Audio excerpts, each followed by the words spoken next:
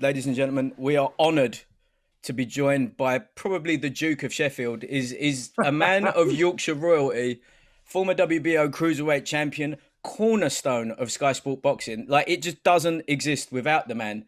Johnny the Entertainer Nelson. How are you? Legend! Thank you for joining us, Johnny. I just need to figure this out. Yep. Because one looks like he's in a sweet shop or a bookshop, and one looks like he's in like the best boxing library in the world. You guys are all hooked up, microphones, headphones, and TV.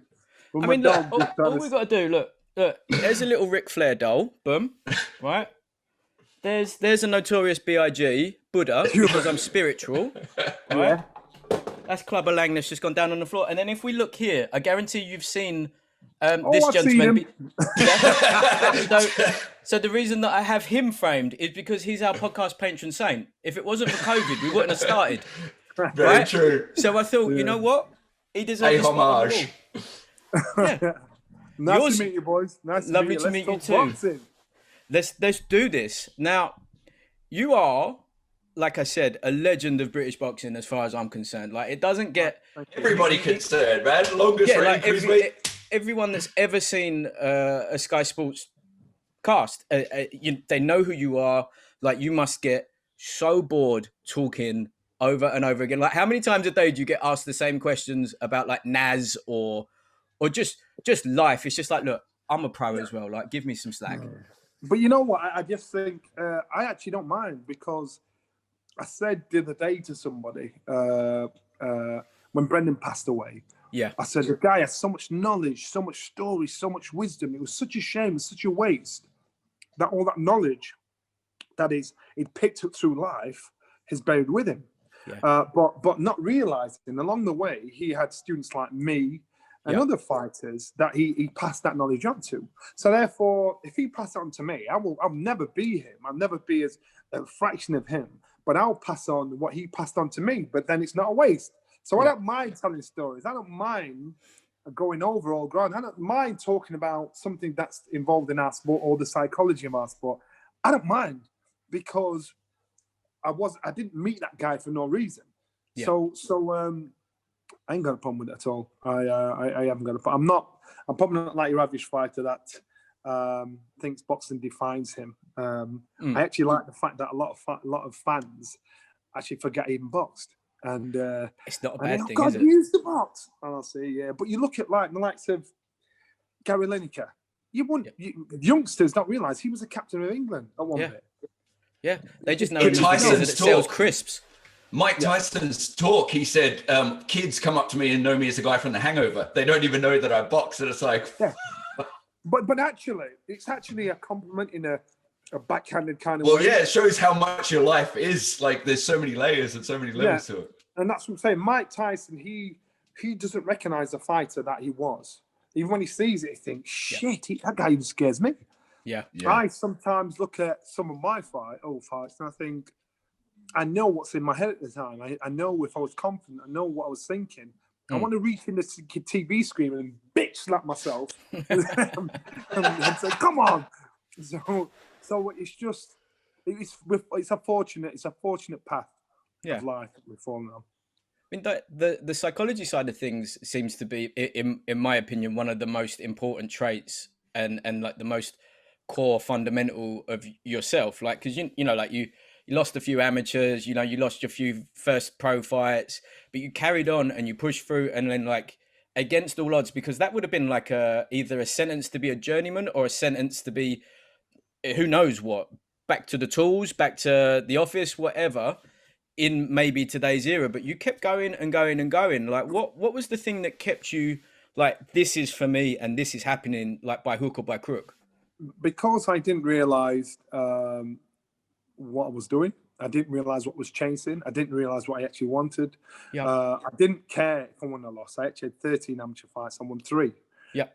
So the stick I got with it, the abuse I got with it, but like people saying you're rubbish, I actually become hardened to it because I thought, well, I am.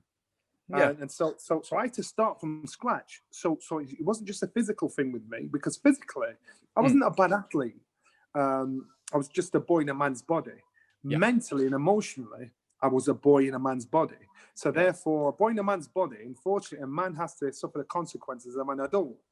But I'm a boy suffering the consequences of an adult. So it's harder for me to deal with. So it either makes you or breaks you. Brendan understood from the off, I wasn't a natural talent like your Nazes or Harold Bomber Grahams or some of the other amazing fighters that passed through the door at that gym.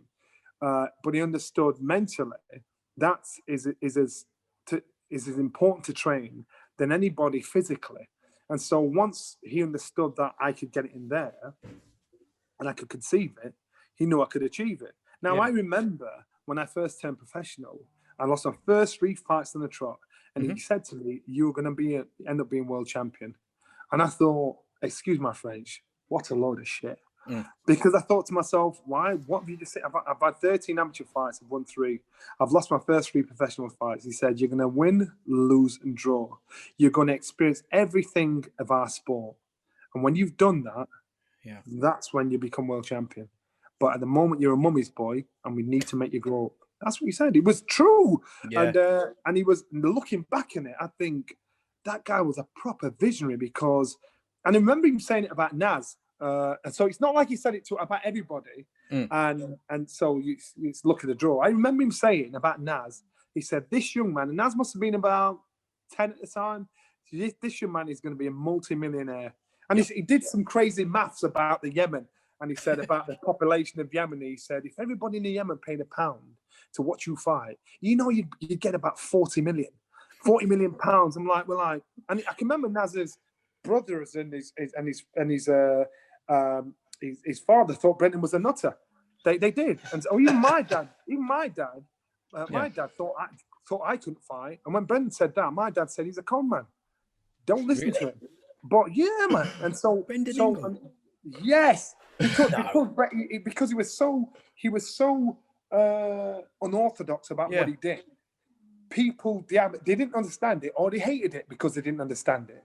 So he didn't kill himself to make you understand. He's not my problem. I don't take that personal. And I remember the first day I walked in the gym, and Brendan said, because he knew what people said, he said, "What have you heard about me?" And I'm thinking that's a weird question. So I said, I was stupidly, he just fell out of my mouth and said, "I've heard you're a con man," and he started laughing. He said, "Who told you that?" I said, "My dad." He said, "And what do you think?" I said, "I want to find out for myself." That's it. He said, "Good answer. Good answer." That's it, done. Wow. Do you not think, because on a much lower level, the people I find mentally, the ones that have to work from day dot for it, sometimes, obviously, you've got the ones that are gifted all the way through. But often it leads to almost the Nomaschenko situation where when they come up against someone, the one that has to work from day one, they know how to grind and graft and they'll make it go their way. That almost serves people better when the times get tough rather than the people that are just born with it, have it easy. And when they come up into tough times, they don't know what the fuck to do then. I was in a gym of very talented fighters that you've probably not heard of, but I was in a gym of a lot of talent. And I was the runt of the litter. And I mean, guys about that big used to beat me up. I mean, I was a proper runt. I was a butt of every joke. Nobody expected it. I can remember sparring and hearing people speaking at ringside saying, "Watch this kid, he's crap." I could hear them talking about me. You know what I mean? So when you rock bottom, you've only got one place to go. Yeah. So, but when you're up there, the one thing I learned, the pyramid of the gym is it's cruel, but it's at least it's consistent. So if I'm young and I'm growing up and you're older than me and you're beating me up, eventually you're going to get older and I'm going to get older. Eventually you're going to get slower and I'm going to get better. Then I'm going to start beating you up. Yeah. And then your son or your brother is going to come in and it's the pyramid of life in the gym. Yeah. And so everybody that gave me an arson in the gym when I was coming through, and I mean, proper took the piss. Everybody had to live through the pyramid of the gym. Now, a lot of them left because they couldn't handle it. A lot of them can't get their head around it thinking, how did you end up being world champion? You were shit. You know, they can't. And that's the truth. They don't get it. And I said, and because they knew what I couldn't do, but they didn't see what I could do. And the only thing they did between me and them is I stuck around and I listened. And so you get some fighters that are very talented to get to the point where they probably don't have to work as hard as somebody like me that wasn't naturally talented. So therefore they become complacent. So all of a sudden when there's a bit of a blip, they can't deal with everything else that's happening. This should happen to me. What the fuck? I'm bleeding. Gee, you know what I mean? So that work ethic was different. Yeah. If you, I can remember the second to Naz's last fight, he was being booed. Naz had not seen that in most of his career. You could see him he went mad in the dressing room with everybody, blaming everybody else but himself. He won, but the fight wasn't exciting. That was him done. He's never what was that? The Carvo fight, the Spanish guy. Yeah, so that was him done. And because the problem was, once you start to believe in the hype and the bullshit that's written about you, that's the beginning of nowhere. That's the beginning of a road to destruction. And Naz actually believed enough, bought into all the media stuff about himself. And you know it's bullshit. So when you're in the gym, let them say what they want. Let them people will kiss your ass, people will hate you, whatever. But you in the gym. And I said to Brendan, did money change, Naz? And Brendan said, no, money just magnifies who you are. Yeah, very true. And all right, okay, I get that. And our sport is a great life's lesson. It's a great way to learn, great way to make the better of yourself. And I'm thankful I fell on this path. Yeah. Would you say, like, for you, like you learned to lose to learn to win? Like it was if man. Do you think that if you'd won those first few amateurs that it would have changed your trajectory no end? Or do you think it would have amplified you? So maybe, thinking about that, I don't think so, because I always thought I was on a hustle. I always thought that I'm shit, but they're shitter, so people don't know. Yeah. So when I turned professional and I lost the first round of the shot, that was my lane. I thought, oh, that's me. Then I started to win, and I didn't think I was good. I just thought they were bad. Right. So you understand my level of thinking. I wasn't thinking you're good. You're actually not bad. I thought they're shit. So I wasn't giving myself any props and building up my own confidence. Yeah. So this went on to became British champion. Mm-hmm. I still thought to myself, I'm not very good. They're just shit. And that's how I was thinking all the way through. It came to boxing, and my day of reckoning was when I came to box Carlos de Leon of Puerto Rico. He was a former world champion. He was a top dog, one of the top cruiserweights in the world. And I bottled it before I even got in the ring. And I taught myself out of it because I thought, shit, this is your day of reckoning. Everybody's going to realize you're shit because this guy's not shit. Yeah. And then in the fight, it was the worst and best night of my life. The worst because of the emotional turmoil I went through, the backlash I got from the fight.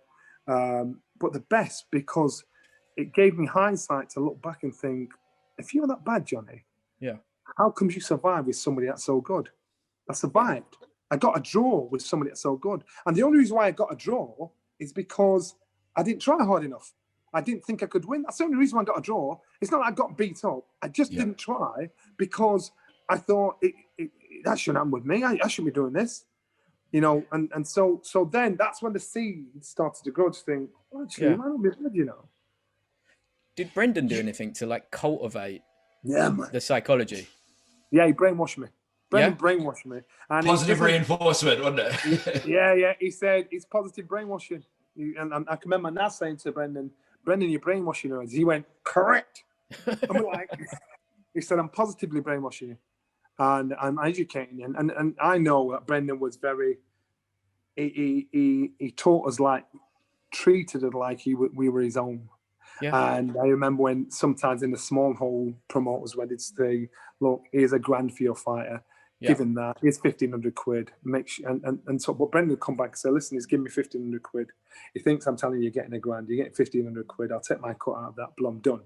And so Brendan, he always had our allegiance, well, my allegiance. He always had my trust. And Brendan, he was forever reciting old fights and old fighters and their history. And at the time, you thought, I've heard this story before, Brent, shut up. Same story, different actor. And that's what you did. We go for a walk. He said, come on, let's go for a walk. How many people simply go for a walk? You know, say To be say fair, I come on, do let's go for a walk. a lot because I've learned that that's the thing. It's lockdown now. There's nothing else Yeah, to do. yeah, there's nothing. That's Yeah, what I'm saying. exactly. But what I'm saying is, you get a neighbour, you get a friend, you get a brother, sister, whatever. It's come on, let's go for a walk. And Yeah. the bullshit you talk about is actually therapeutic. Yeah. So Well, Brendan, we're doing it and recording it. yeah, see there. So Brendan, he would do that, and what he talked about was he was like a psychologist for us because he'd talk about the fight game, he'd talk about fighters and what happened in history. He'd look for a lot of your response, then he'd listen to how you translated what he said. Yeah. So he'd see how you see life, how you view life, and you could looking back at it now, we were psychoanalyzed every day. And not just in what he said to us, in what we said or didn't say back to him. And it wasn't until I boxed Leon and Drew and I was getting all the backlash and all the bullshit, and then eventually won the world title, I realized the benefits of Brendan forever telling me about the history of our sports, forever telling me about trying to simplify these great fighters that made the history in our sport. Jack Johnson, Ali, Sonny Liston, we can Sugar Romsey, we can go on and on. We look at these people as gods. These people are just people that got their heads round and understanding around what we're doing. So once you can connect to those people and think, well, there's no reason why I can't do it. He's done it. Then then you're on the beginning. You're on the bottom tier of the ladder. You've got to think positively about yourself. And unfortunately, we feel uncomfortable about accepting our shit, be it good or bad. Yeah. So some people feel uncomfortable about saying, well, I'm actually good at that.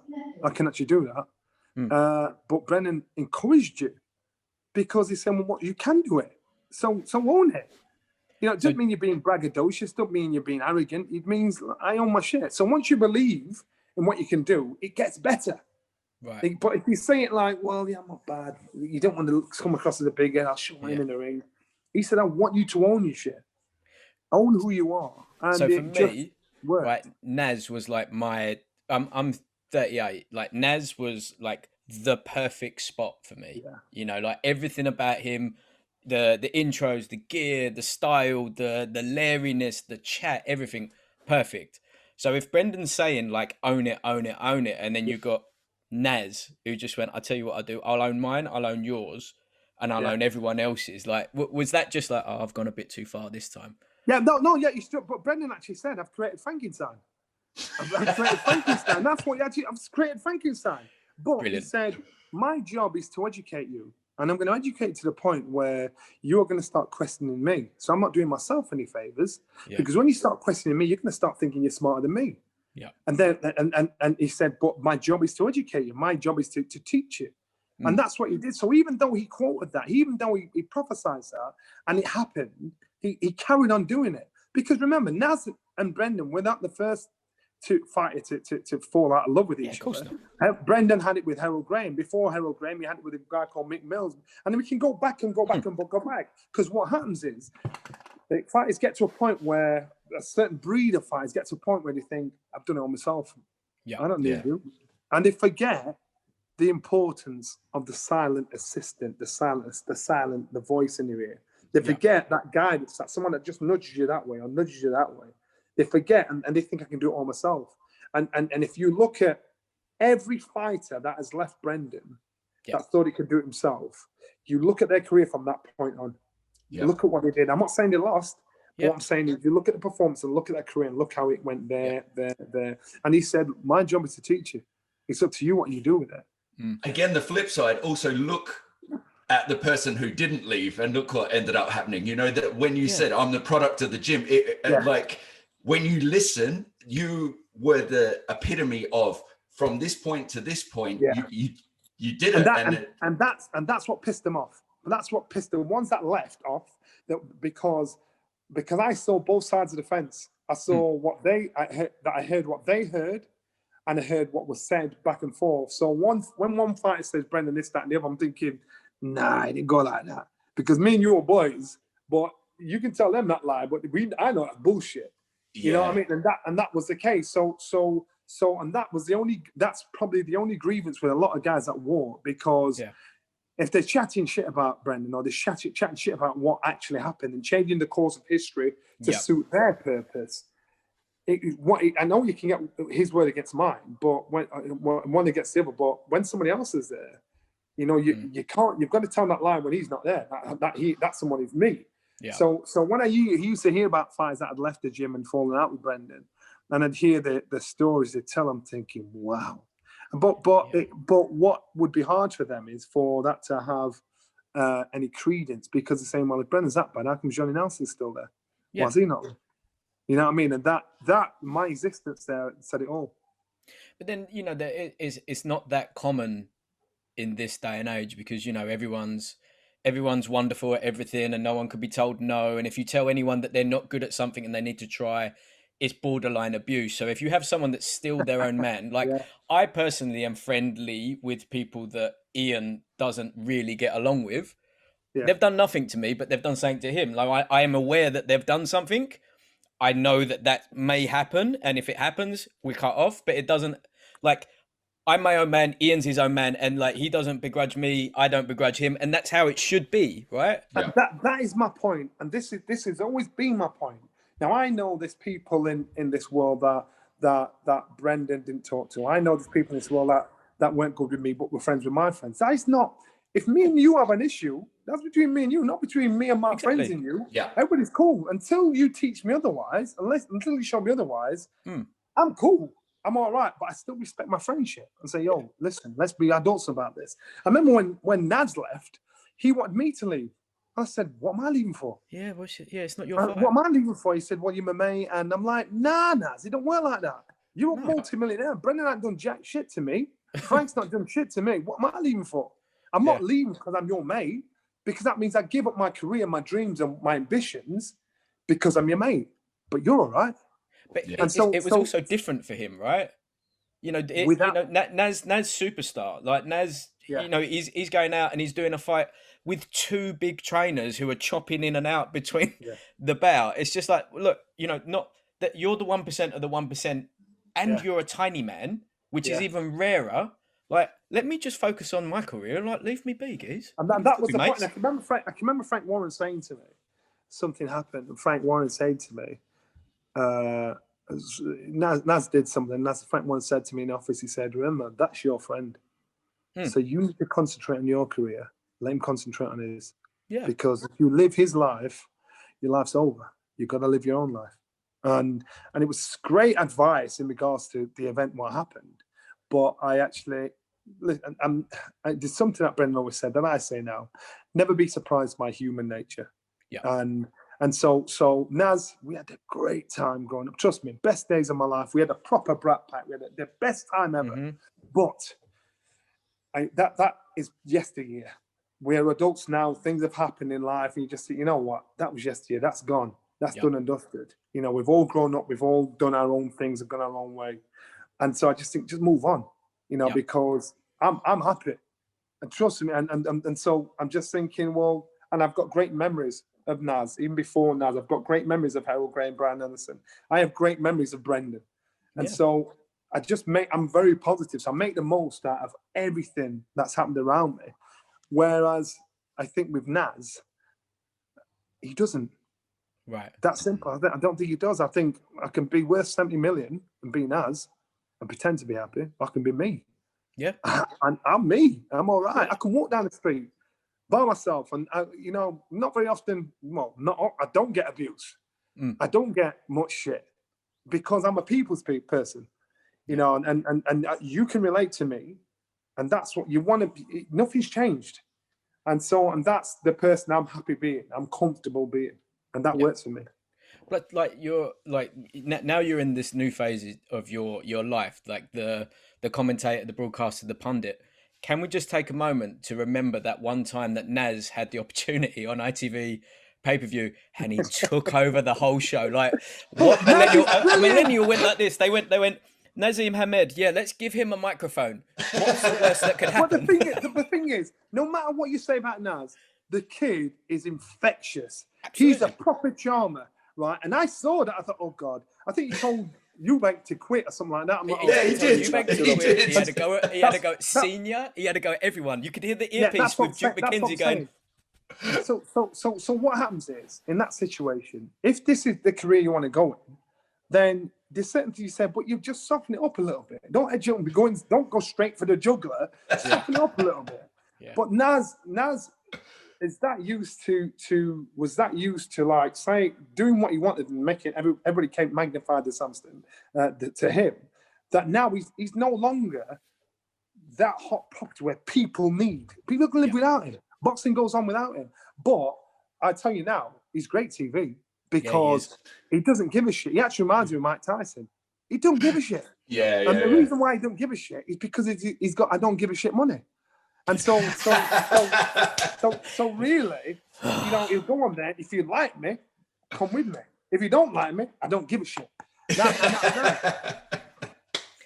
I have two questions for you. Okay. Number one, did Brendan raise Dom either under power lines or near a steroid factory? Because Brendan seemed very little and Dom seems like Dom's head is like a crash helmet. Right. So, all right, let me just answer that one for you then. So Dominic and John Ingle. John Ingle. John doesn't look that big. He looks more normal. He looks like an accountant kind of. Yeah, so there's Dominic Ingle, John Ingle, and Brendan Ingle Jr. Yeah. So Brendan Ingle was the original one in the gym, helping out in the gym with the fighters.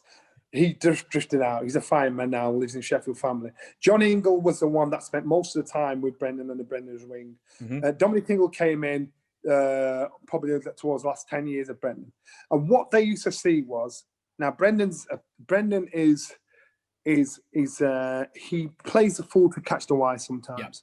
And they've seen promoters, they've seen fighters that he's fallen in love with and rip him off. They've seen promoters talk to him like shit and he's had to play the fool to get the wise, to get his fighters on. They've seen all of this. They've seen people mess him about. And so as youngsters, seeing that happen to your dad, and Dominic's told me this, he said, I vowed that's never going to happen to me. I am not taking any of that shit. And so because Brendan would go home, his family and his wife would be arguing, saying, why are you letting Spider do this? But Brendan dealt with people different. So as a young man, if I walked to the gym and Dominic was there, at the same time age I walked in when Brendan was there, I wouldn't have boxed because Dominic would have been so intimidating, so cutthroat as if to say, no, I don't think you want it. No, off you go. Come on, next. Come in. And if he feels that you want it, he feels that you're going to put in as much effort as he is, then he's with you. Brendan, he conned me into falling in love with boxing. Brendan coaxed me into it. And I just said, come on, you'll be all right. And he taught me into it. And he did it with many other people. So Dominic's like Marmite. You have a love him or loathe him. I love Dominic because he takes no shit. I love him because when you're in the gym and you're fighting, I want him to concentrate on me in the gym. I want him to be on me in the gym. I want him to say, come on, John, we're doing this. Fuck that. Come on, get on with it. I want that because I know that means you get the best out of me. I don't want him to negotiate with me like he's my mate. Johnny, we're going to do this today. Johnny, we're going to do that today. Now, the difference between he and Brendan was Brendan would trick me into doing it. Then I'd realize I'd done it. I thought, bastard, but clever, So he's smart how he did it. So Brendan could cajole you into doing it. Dominic could bully you into doing it. Mm-hmm. So I understand why the characters are completely different, but the results are almost the same. Yeah. You understand? Because the teaching and understanding and philosophy of fighters and their background and their being is the same, but it's how you dealt with them. And I can understand why Dominic and John refused to take the shit that Dad did, because I seen fighters break his heart. He put his heart and soul into them fighters, Brendan. I've seen fighters, promoters talk to Brendan disrespectfully, and Brendan said, just be cool, boys. He told me a story once about Mickey Duff. We had a show on in London. Yeah. And he wanted, Brendan had two fighters on the show, and one of them, he wanted to get him on early so he could concentrate. He had time between his fight and three other fighters. He wanted to get him on early so his other fighter could fight. So Brendan's doing the kid's bandages. And Mickey Duff came in. I can't remember the kid's name. He said, where is he? And Brendan's right, cool. He's bandaging the kid's hand. So Mickey didn't know that was a kid. Where is he? And Brendan says, I don't know, Mickey. I don't know. I think he's stuck on a motorway. He's like, he's on next. He's on next. well, Nicky, I've got this lad here. You get in if you want me to. Just like, fight, right, get in here. Boom. Brennan got his fighter on, and then he gave him space to get 3 or 4 fighters in. So sometimes he's happy to play the fool to catch the wires. And 9 times out of 10, he's donned it. I've seen him do it. And we've been kissing ourselves laughing, thinking, shit, that's funny. Second question. Okay. That was an epic answer, by the way. Congratulations.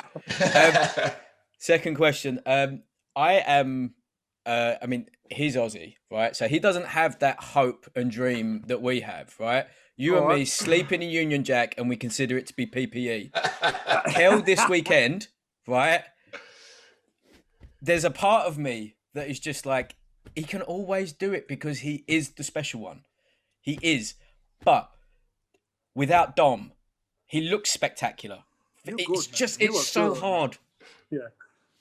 Right? How do you feel that's going to go? Well, if you'd have asked me this 3 years ago, I'd have, without consideration, I said, you know what? Kel's got a good chance of pulling this off because Crawford's good, but I know Kel is on fire. I've seen shit this boy does in the gym. I know he's on fire. I know as time's gone on, I think it was last year, now like Kel said, I've probably got about a year left in this and I'm done. We started to lose interest or whatever. I knew that when Kel left before, and I know the relationship Kel and Dominic have, and they've not fallen out. But I also know how Dominic knew how to handle Kel. Dominic is not your friend. He's your master when it comes to being him. So he's not going to negotiate today and say, how many rounds do you want to do today, Kel? He's going to say, Kel, you're doing this amount of rounds today. You're doing this, and this. Eat this. I'm coming around. I'm coming to your house and I'm checking your weight. He's a proper taskmaster. He's a bastard. A proper bastard he is. And so I used to laugh because I'm thinking, thank God that's over for me. He's a proper prison warden. And so now Kel's no longer with him. I know Kel will charm and disarm and mute whoever's training him, and he'll manipulate him so he doesn't have to work as hard. I honestly think that Kel, in such a big fight, I think you would tick every box and make sure everything's in your favor. This is my thing. This is what I was saying. With you need the brain of the situation, otherwise everything else falls apart. It's like everything. If the top of the pyramid ain't there, the rest of the base ain't going to be there. So that's right. And so therefore, I believe that, unfortunately, because Dominic's not there, I think it's going to be detrimental to what Kel, because I know what he's got left, and I know we can pull another one out of the tank, but I just think you've just missed out so many ingredients, man. And Kel's my boy, so I want to big him up, say yes, Kel, but I can't because I know that there's fundamental things that are missing. But I'm saying Kel has the capability, looks in great condition, he's on it, but it's not just about that. You look at when he boxed Sean Porter. Sean Porter's the most awkward animal going. How would no one has done that to Porter. Sean Porter? Yeah, no one has done that to Sean Porter. Like Kel is the only one that kept him literally at manners. Like even Errol Spence couldn't do. I mean, to be fair, I had the Spence fight that was 6 rounds, 7 rounds, and then his face went. But he was dealing with Spence as well. Yeah, and that's what I'm saying. So when Kel boxed Spence, I always wondered how the hell Kel made welterweight. Yeah, because he's a big kid. Yeah. Right? So and before that, I said, you know what? He shouldn't be welterweight, man. He's at least middleweight, like middle. He shouldn't weigh. So when he got into Spence, the first time ever have we seen him manhandled in the ring. Kel's usually the strongest in the ring. So after 4 or 5 rounds, he started to get manhandled. So if you can't make the weight, what happens is your initial strength is there, but eventually you drain quicker. And all of a sudden, you push him out like a rag doll. I could get you down to welterweight. You might not be able to tie your shoelaces, though. And so Kel was getting down to the weight, but he didn't have the substance, the energy, the fire to think, all right, let's have this, for 12 consistent rounds. And so that's, again, I'm thinking, have you done that? You can get down to weight and I get that. But, man, how can you perform at that? Who are you at that one? I think with this fight here, I hope Kel pulls it off because I love to support him every day of the week. I want him to pull it off because he's my boy, Sheffield boy too. I just think that it's going to be an uphill battle for Kel. And I hope Kel proves me wrong, and I don't mind people saying, yeah, Nelson, you're full of shit. Good. At least our boy won. But I think he's got a tough ask on his hand. But listen, Terence Crawford, and people are going crazy about him. Everybody's beatable, man. And he's like, I don't look at him and think, shit, that boy's shit red hot. It's like with Devin Haney. Everybody's going on about Devin Haney. I'm like, no, he's not. Or we could talk about Alexander Usyk. Alexander Usyk is brilliant at what he does, but he's beatable. Just like Lomachenko was beatable. When you find the ingredients and the formula to beat someone, that unbeatable stigma that's attached to him disappears. Think, oh, that's how. Look at Deontay Wilder. Who did you think? How do you think? So once he's lost, you think we know how to beat him. Yeah. So if one person said he's brilliant, he's the best, then someone else says it, someone else says it, then everybody buys into that shit, and then you stop thinking about, well, actually, is it? Look at what you believe your eyes. So and that's how you need to do it. So I'm looking at Terence Crawford. He's a good fighter. He's a top draw fighter, but he's beatable. Yeah, he is beatable. I mean, as opponents go, like Kel's probably got to be in the best of the people that he's faced. Even the Kel now. On paper, yeah, without a doubt. On paper, yeah. So if you'd have said, that's what I'm saying. If you'd have said 3 years ago, this fight on paper, he's the best, and in the ring is the best. But you've got to think what Kel has, what stage in his career is he at now. So we can all get all nostalgic and carried away with Kel, the special one on fire. But you want to know who this kid is now, what he's got left now. I suppose it's like looking at Manny Pacquiao. And now thinking, yes, Manny Pacquiao's the Don. He's not the Manny Pacquiao he was 10 years ago. No. So we just need to try and avoid falling down that road. And also, too, the flip side of that, we were talking, because what winds me up is, when people big them up, but also they take a loss and people talk like they were never shit in the first place. It's like, fuck, have some perspective, people. Do you know what I mean? They're still incredible fighters. There'll be another time. Well, your prime example is Anthony Joshua. The second he lost, the shit he got was unbelievable. I'm like, damn. Yeah. And you can understand why. You look at he's standing opponent before people did the due diligence about Ruiz. People thought he's fighting a little fat Mexican. Look at this Adonis of a figure that's coming at short notice. So everybody had that low expectation of Ruiz, even Anthony Joshua. So when he got toned over, he didn't just get done for losing and slagged off for losing. He got done for losing to a little fat Mexican. What looked like a little fat Mexican. Then when people did their homework, you thought, oh shit, this kid's better than what we thought. And that's when it all came through. So the next time he came to fighting, if you know the people that made out as though they was fully behind him, and the shit they were saying about him, I'm like, it's rude, isn't it? I'm like, look, you know what? He made a mistake, like we all made a mistake. We underestimated the man that was in front of us. When he boxes him again, he can't make that mistake. It's impossible to lose to him. I don't see how he loses. And people say, nah, he's mad, Johnny. He's mad. He's going to lose. That's it. He's done. He's no good. This kid has been boxing, I think it's near 12 years now. All in all. Achieved, incredible what he's achieved. And he's relatively new. That's what we keep saying. He's relatively new to the game. It's just incredible what he's achieved. But still, that's relatively new to the game. I've been boxing longer. But you know, like being serious, like not at that level, but I have been boxing longer than Anthony Joshua. I've been boxing 15 years. And believe it or not, you'll probably know more about boxing than he does. Trust me, I can remember being at a show. No, just because he's reached a level doesn't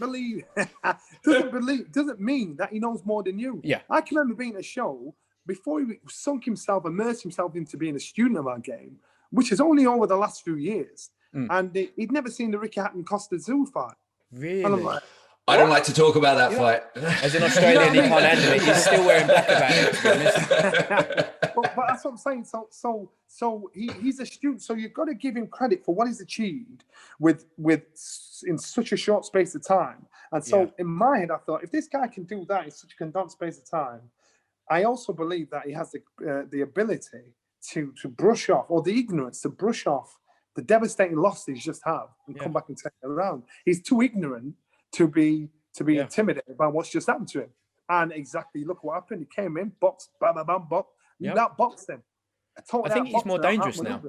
I think now that the magic pristine O is gone, I think AJ goes on to, you know, But hopefully also too, it's like shedding weight, Yeah, because to I mean, limit John, status. you're the perfect Yeah. person for that, of just shedding the bullshit of the public opinion. You know, after the Dillion thing, going through all that. It's same with AJ. You realize that, fuck it, I'm not fighting for them. I'm fighting for me, and it has to be for. That's the point. So Yes. so that's the point. So AJ, when he sees the lights and hears the things that Deontay Wilder's saying, that Tyson Fury's saying, and he's proper PC, he's a corporate company's dream. Yeah. That's why yeah. he's sponsored to high heaven by everybody and anybody, because he's pristine, he's on it.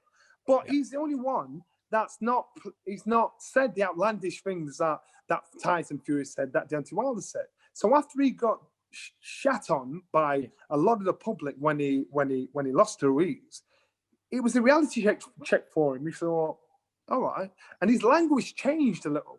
Yeah. Even the real AJ ring started creeping through, didn't it? Yeah, even in the ring afterwards, he swore. He said, "Fuck it," and I'm like, "Uh-oh, yeah, here we go." Now, and I know AJ or his mates, his close team call him Femi. They know him. They know how raw, how rugged he is. But he's got a great from team Watford around for nothing. You know what I mean? But he's got a great team around him. Yeah. That doing an amazing job. Yeah. And I can remember when there was that stuff in the newspaper about Amir Khan and his missus and and Amir, stupid Amir, like, was calling AJ out on this thing. I thought, oh my God, let's relax. And so I seen it, and AJ's response was very tame. It was very, and I seen AJ in the gym afterwards. I said, "Whoa, that was a tame response." He went, "I didn't write that shit." He said, if I said what I wanted to say, this conversation won't be done. Yeah. You know what I mean? So he's got great people around him that do a great job, that have made him, like him or not, the wealthiest active fighter in the world. Yep. And that's why your Tyson Furies, that's why Deontay Wilders, they look at him and they're like, oh, even if they can or not, can't beat him, because he plays the game. He plays it great. Yeah, Deontay hasn't really surrounded himself in excellence lately. I mean, AJ getting rid of the excellence that was around him too. That's even worse. Like not having the people around you. But when you've got Breland there, and then you fuck him off and then shit on him with all these accusations, it's just. Well, I said it this morning to Cougar Cassius. Are you trying to big time us a little bit? No, not your big time. Listen, this is going out to about 15 people. Just saying. We'll get this up. And I said that don't be surprised if we don't see Deontay Wilder in the ring again. We said the same.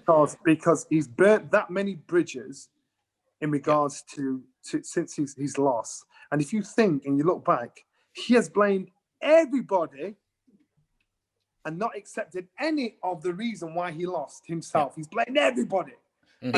It's easier to look out the window than in the mirror. You know, he's just like looking for any fucker that he can blame. None of it, and he's lost that air of invincibility too. I think you're spot on with that. Exactly. And the problem was he believed in his bullshit. Yep. He believed in his bullshit. And I don't mean he's just pissed Mark Breland off or the establishment off. He's pissed off the promoters. He's pissed off the money men. Yeah. You know, because now he's a multi-millionaire and he lives large in Alabama. So he's thinking, I'm all right. And so if he can be quiet since the fight to this point, then all of a sudden come out with this shit. And excuse me, the interview with one of his boys, right? Yeah. So it's kind of tamed, it's tapered, it's controlled. Yeah. So the first time he does an interview, do one of his boys, and he comes out with that bollocks.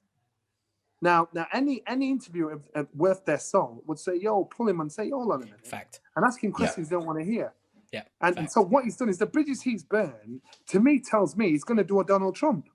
He's not going to go quietly. He ain't going quietly. But like his people around him, like he must have done that in secret. But then you get straight on the phone and you're like, Tay, just seen your video. Can we take that down, please, mate? Yeah. Can we? Yeah. And if he says no, it's just like, look, I need control of these socials because you're really making it hard for me, guys. Yeah, and that's what I'm saying. But the thing is, he's the bus driver, ticket inspector, and passenger. Yeah. So what he says goes. His people around him, they could tell him, yo, you know what, and maybe the ones that have, they've got rid of him, like your Mark Breland. Yeah. You know, so that's what he should do is he should talk to Mike Tyson. Because Mike Tyson will tell you stories of his friends that have stole off him, nicked his belt. Yep. His friends, that he got to a point where his friends would give me a sob story, he'd help him out. He said, I used to have cars, he ran out of petrol, I'd say, yeah, you take it, and then go and buy another one. You know, so his friends, an element of his friends were like vultures. And if I'm wrong, I apologize, because I've been at the receiving end of that, where when we went to I think it was Atlantic City with Naz. Yep. I wasn't there, but I was found out a few days later, and Naz had an altercation with the press, Colin Hart and whatever, and his brothers were amongst the entourage, and they were shouting abusive shit to the reporters. And so when the press looked, they just saw Naz's entourage there, and they looked like just a pack of begging wolves, like, you know, and like free-for-all, free riders. So when I read the newspapers in the airport coming over, I'm like, what the fuck have the boys done? That's not none of them. So when I got there, they said, Johnny, it wasn't us. It was Naz's brothers that were shouting it. I said, but you boys need to be careful, because you're now tarred. So what I'm saying is, the ones that are in Deontay's circle, if they're boxing people, then I feel for them. If they're not boxing people, they're the people that are telling him what he wants to hear, that are massaging his ego. Not telling him when he's chatting shit. And that's where the problem is. And I just think he'll drift out of the game. Yeah, I think that if he comes back, he's fighting like C-class opposition. I personally want nothing more than to obtain a level of wealth that says that I don't trust Western medicine anymore. And I want entourage people around me. Just literally just telling me yes. Literally like, how's my hair look today? They're like, it's an amazing wide centre parting, mate. Like, that's all I want. Right? And I respect what he's doing, but you can't be doing that in the public eye. I would at least do it in private. And his problem is this, that he's in the Who Needs Him club. Yeah. Deontay Wilder is far too dangerous to fight if there's nothing at stake. You know, now if I was a fighter coming through and I had a chance to fight Deontay Wilder, who to me is probably one of the biggest punches I've seen at heavyweight, unless it's a title, unless it's an final eliminator, fuck that, I ain't fighting it. And so whoever fights him, they've got to pay through the nose to fight him. If anybody that's got any true ambition, so if he fights anybody that's going to catapult him into a position of contender again, they've got to be a decent fight. Any decent fighter wouldn't fight him. Say, I ain't fighting you. I'm going to fight him. You know what I mean? And that's how it is. So that's why the cards are stacked against him, especially with his paranoia about people in the game, his paranoia about being spiked, his paranoia about his suit being heavy, his bicep, all this bullshit. I think he'll just drift out of the game because he's lost all sense of reality and he's not learning his lesson. So if he's not learning his lesson, why does he not think it's going to happen again? Yeah, good point. Do you think with the, sorry, I was just going to say, a weight division close to your heart, do you think with the new, what is it now? Bridgerweight. I mean, they saved it with the title, like naming it after that kid. Okay, fair enough. But the whole new weight division, what are your thoughts on? Okay, so he's stuck in between because there's light heavyweight at 12 stone 7, 12 stone 8. It used to be 13 stone 7, 13 stone 8 for the cruiserweight. They moved it to 14.4. Now they're looking at dropping it back down to the 13.8 level, and this, what's it, super weight or whatever you call it. Bridgerweight. Bridger. It's named after the little kid who fought off the dog that was attacking his sister. Remember the kid that the WBC. So it's called the Bridgerweight. Yeah, they've named it Bridgerweight. Yeah. Just today they named it. So the Bridgerweight that they've created, these are for the small heavyweights because, when I'm talking small heavyweights, there's Wilder and Usyk, really. There's a breed, there's a breed of heavyweights that are freaks right now.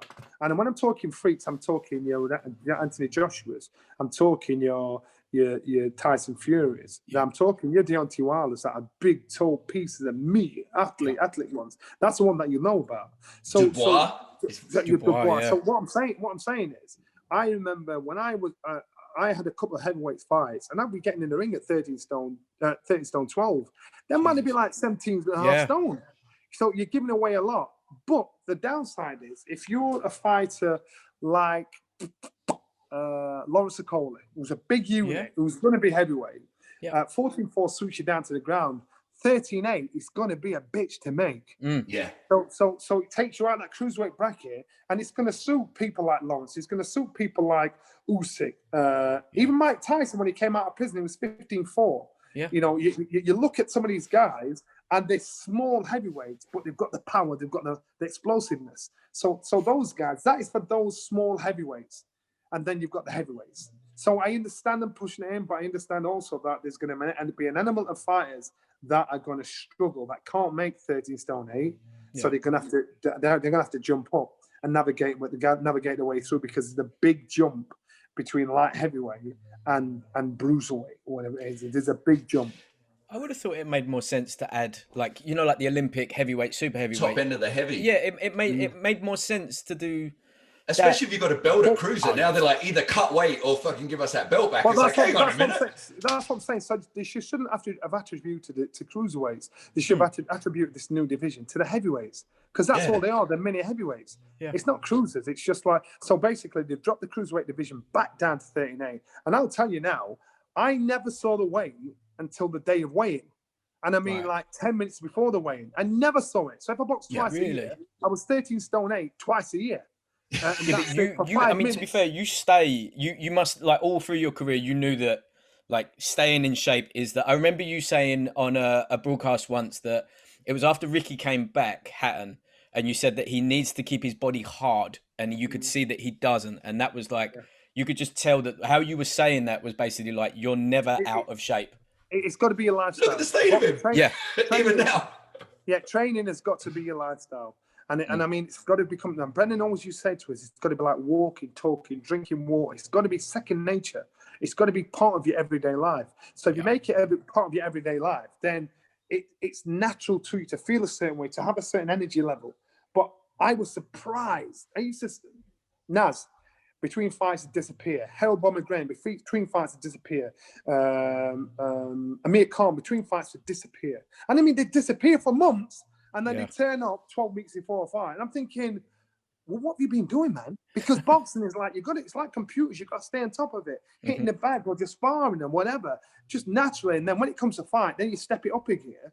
You get your weight down. Don't want to spend in 12 weeks of training camp getting your weight down and then tapering a formula to beat your opponent. So for a while, this shows how talented these people were to do that, have so much time off, come back and still win. It showed how talented. So can you imagine if they truly committed? And I tell you now, where with Amir Khan and Virgil Hunter, Virgil wanted him to live the life, be out there all the time. And Virgil was pissed off with him because he kept disappearing, playing superstar, coming back again. Now, Andre Ward, he lived a life. And you can tell, right? That is what Virgil wanted from all of his fighters. But Amir kept disappearing, come back. I think one time he attributed the loss for something to do with his training. And Virgil took that personal, thinking, hold on a minute. That means you're saying I'm not doing my job right. You're not doing your job right because I'm telling you to do this. It's got to be your lifestyle. And if you make it your lifestyle, then it makes the job easier. But a lot of fighters, they don't think like that. I'm going to sound proper Aussie pride. I don't mean to. That's not normally me. But we had the Aussie George Cambosas fight, Lee Selby. Yeah. And after the fight, he's like, I'm going to trust me. I'm going back to train. You know, he was like, ready to train. I like that. I like that. I like that. I thought, good on him, because it's his, even now, I'm 53. When I go back to the gym, I am so comfortable when I walk in the gym. I smell that stinky place. I'm thinking, yeah, man, I love that place. Home. So that was my sanctuary. That was my stability. That's my security. And I know that now, because as I walk back there and walk in there, I have that same feeling. To me, it's like, this is how it should be. When you're in a gym, this is where you want to be. The only reason why you go home is because Brendan's turning the lights out and telling you to get out. You know, so to me, it was like, it's got to be lifestyle. If you want to get that, squeeze as much out of our sport as your career in our sport as possible. This weekend, what I like to call the Yas Queens female card. We're actually going to do like a watch along with a couple of young, I think, amateur / female pros, friends of ours. How do you feel? Like, Katie Taylor, for me, legend. We're close personal friends with Katharina Thanders, right? Just saying, we've done her on the podcast once. She's coming back in tomorrow. That's this. Yeah, we love her. You know what I mean? Like, it's going to be quite a good night, I think. Well, I think I rate Katie Taylor and what she's done, Yeah. what she's achieved. Let me just tell you that I'm a fan of Katie Taylor. I will also tell you that Katie Taylor's slipping. Katie Taylor. Those last two fights were. Yeah, she's slipping. And so she's got to make sure she's got to be smart with her selection. She doesn't like the hullabaloo and the cameras and all. She just wants a fight. She's a proper dude, man. She just wants a fight, but she's slipping, and because she lives in the gym, and so Katie Taylor, it's a matter of time. It's a matter of time. Out? Pardon? Do you think she's burning out? Yes, I do. I do. I think she's burning out. And it's addictive because she can't. I can remember going out to Boston once and watching her in the gym about 10 weeks before a fight, and she looked wicked. And she said, "I've just got a bit more sharpening up to do." And I'm like, "What? Yeah. You're 10 weeks out and you look like that now? You can't get any better than this." Yeah. But I think she's burning herself out. I do, and I think she's done an amazing job. In boxing and for Ireland and for women's boxing as well. Absolutely. And she's shown that it's not women's boxing. I'm a boxer. I can fight. Yeah. And that's what I think she's done an amazing job. I think this weekend is a great chance for the girls to showcase and say, let's just separate this man-woman thing. This is what we can do. You know, we're as exciting as the top contenders. Those the Eddie's Garden fights. The female, like the girls' fights, were fucking powerful, right? They probably need to raise it to 3-minute rounds, though. Like they really need to. Yeah, that's what I think. I think that too. And I think, well, why not? What not? Why not? What's the difference? We've still got to train as much. I think why not? So I think they should do that. I think they will do that down the line. But I tell you, the fight I liked, it was Terry Harper and Natasha. Yeah. It was a great fight. It was wicked. It was a wicked fight. And it was a wicked fight. It was a really good fight. So I thought Natasha won that fight. Yeah, we called that too. But the thing is, I think if they fight again, Terry will beat her. Yes, because now Terry knows what to expect. And so with her knowing what to expect, she'll keep on the toes, hit and move. She'll use her youth to get out of the way. She didn't know what to expect the first time. So I think there was an unjust done there for Natasha. And Natasha should have got the decision and should have gone on to capitalize more on the rest of her career. For Terry Harper, she got lucky that night. And she got lucky enough to say, if she fights her again, she'll probably beat her. That's if she fights her again. Yeah. But she did get lucky that night. I mean, like for me, Thanders is a similar style to Jonas. She's probably a little bit bigger, more aggressive, and a little bit because we know younger. Rachel Ball always comes to fight, and she took it to Ball when they fought. Like, holy shit! Like that was a intense fight. Yeah. Rachel Ball, she shows some stickability. But Rachel Ball is an excellent opponent, for this. And if you don't get it right, Rachel Ball will pull it off. Fact. Johnny, we've definitely gone over our allotted time, and I think Gemma's going to have a go at us. Listen, can I just ask Johnny before we wrap this up? Did you actually get a torch and a quilt for that amateur championship? Yes. My last fight, it wasn't actually a quilt. It was like a fleeced blanket. It was warm, man. It was warm. What a flex! It was a fleeced blanket, and the torch. It was a proper big one, so you had to do those PP6s in a big one. But that's what I got. I didn't get a cup for winning. I won as well. I didn't get a cup. I got a blanket and a torch, and I thought, what the fuck am I doing this for? because the shit I got from people telling me I'm crap, I'm thinking, a blanket. When I finally win, this is the shit you give me. The blanket I gave my mum, which she put on the back of the settee, the torch, I've got torches in every house in the room, so that's me done, man. But torch and blanket. Right, a blanket and a torch, that's called a portable porn watching mag, isn't it? You're in the forest, are you having a little... That's what happens, right? When you're out going on one of them country walks, Johnny, you get your blanket and your torch, and one of those good Samaritans that left the readers' wives out in the forest. You know what? That was probably a subliminal message to a trying to get out, you wanker. But, there you go. It was like, that's how bad it was. There was some, I look back and I think, cheeky bastards. But that's our fault. That's a unique prize. Right. Wait. Thank you so much, Johnny. Thank you so much. Absolute legend. Bless, boys. Anytime. Thank you so much, Thanks, man. I really Appreciate appreciate it. Looking forward to see you Saturday. Bye, dude. Thank you. Take care, bro. Enjoy. Bye-bye.